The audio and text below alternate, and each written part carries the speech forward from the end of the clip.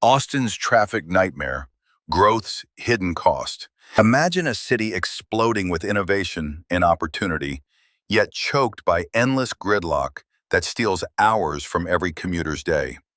As Austin swells with newcomers chasing the tech dream, its roads reveal a deeper divide between progress and paralysis, beauty and frustration.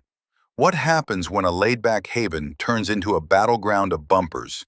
And can forward-thinking fixes finally break the jam? Welcome back to Texas Unlocked.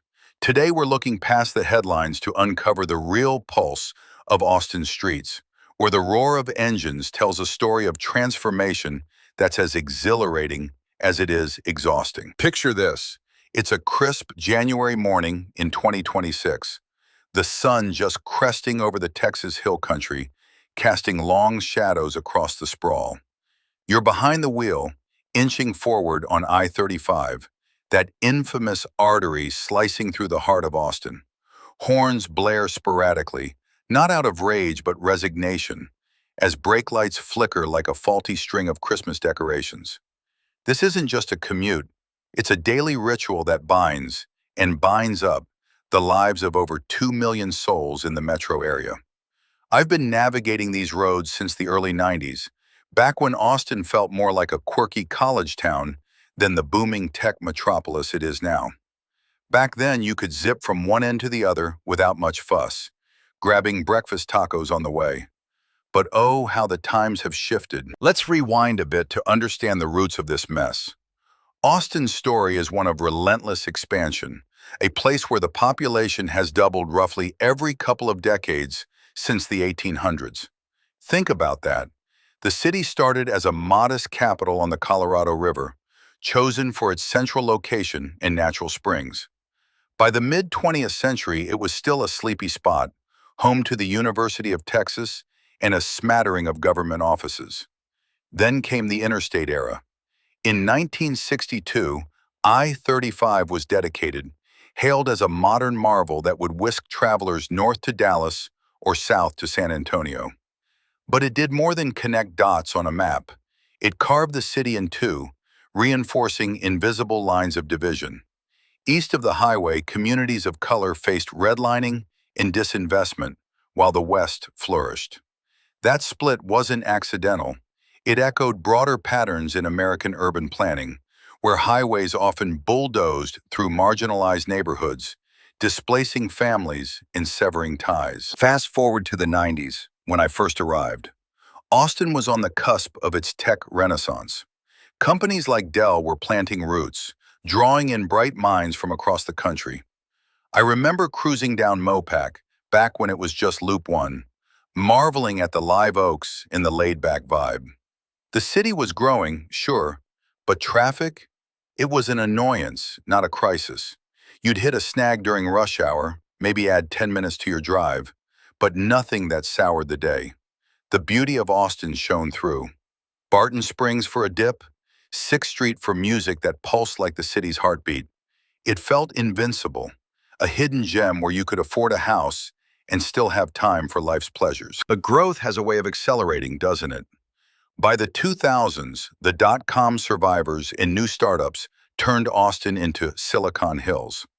Tesla, Oracle, Apple, they all piled in, lured by the talent pool and that intangible, weird charm. From 2000 to 2022, Texas as a whole added over 9 million residents, with Austin leading the charge.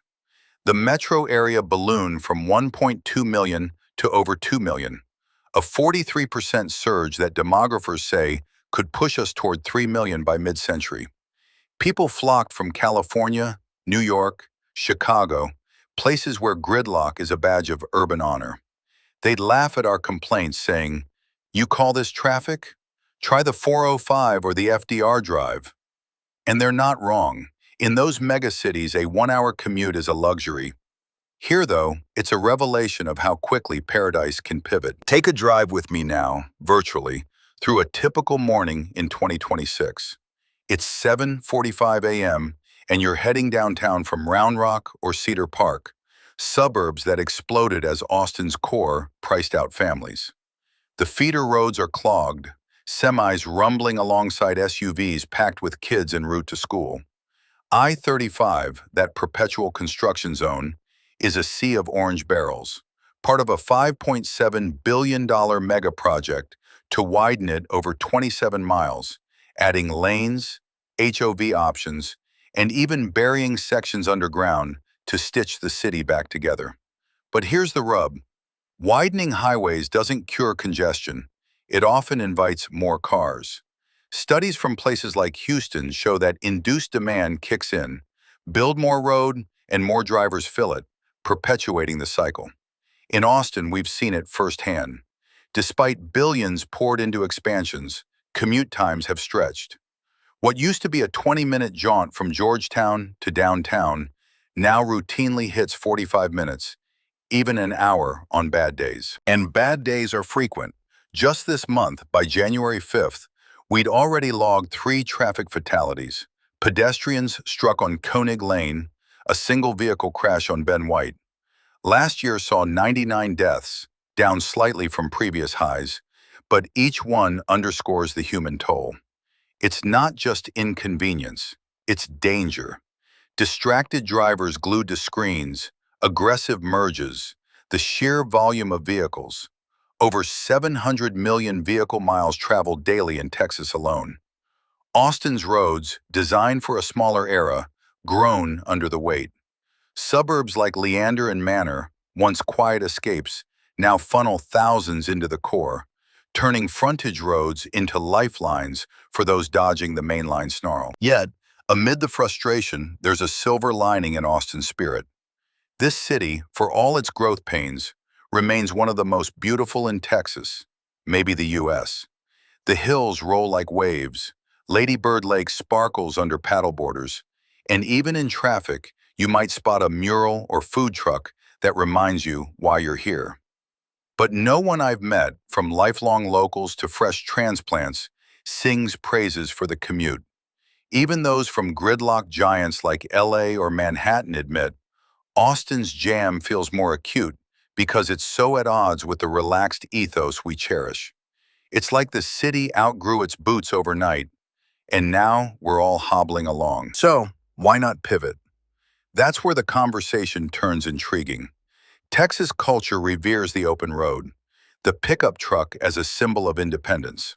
Public transportation? It's often dismissed as a Yankee notion or a last resort. But whisper this, building it now could be our salvation. Imagine light rail zipping from Pleasant Valley to the Expo Center, part of Cap Metro's Transit Plan 2035, approved last fall. By 2033, Austin's first light rail line could connect key spots, UT, downtown, East Riverside, running every 5 to 10 minutes in dedicated lanes, immune to rubbernecking delays. New Metro Rapid routes launch this month, January 2026, tweaking services for better frequency and night owl options. Park and rides expand, easing the suburban squeeze. Critics argue it's too little, too late, or too Un-Texan. We don't do trains here, some say, echoing a broader aversion to density. But consider the math. Waiting means higher costs later, as land prices soar and construction inflates. Build now when the city's still manageable and future generations inherit options. As someone who came from Africa, where urban planning often leaps from rural to megacity chaos, I see parallels. In places like Lagos or Nairobi, traffic devours days, but proactive rail and bus systems in cities like Addis Ababa show how foresight pays off. Austin could learn that lesson, blending its innovative edge with global wisdom. Why not create a network that lets you hop from Manor to the airport without touching a steering wheel? It wouldn't erase cars, but it could balance the load, cutting emissions and reclaiming time. Of course, not everyone's waiting for big fixes. Savvy locals have tricks up their sleeves. Skip I-35 altogether, opt for those frontage roads where traffic lights might slow you, but the flow keeps moving. I've shaved minutes off my commute by hugging the feeders, weaving past the standstill above. Or time your trips. Avoid the 4 to 7 p.m. exodus when downtown empties like a bursting dam. These hacks highlight a deeper truth. Austinites adapt, turning adversity into anecdotes shared over craft beer. But adaptation only goes so far.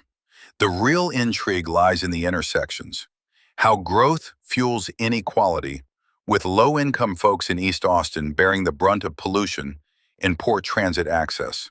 Or the environmental angle. More cars mean more sprawl, nibbling at the green belts that define us. Tesla's gigafactory in the East promises jobs, but adds trucks to the mix, complicating the commute further. And then there's the cultural clash. Newcomers bring energy, but they also strain infrastructure planned for half the population. As we peer ahead, Austin stands at a crossroads, literally.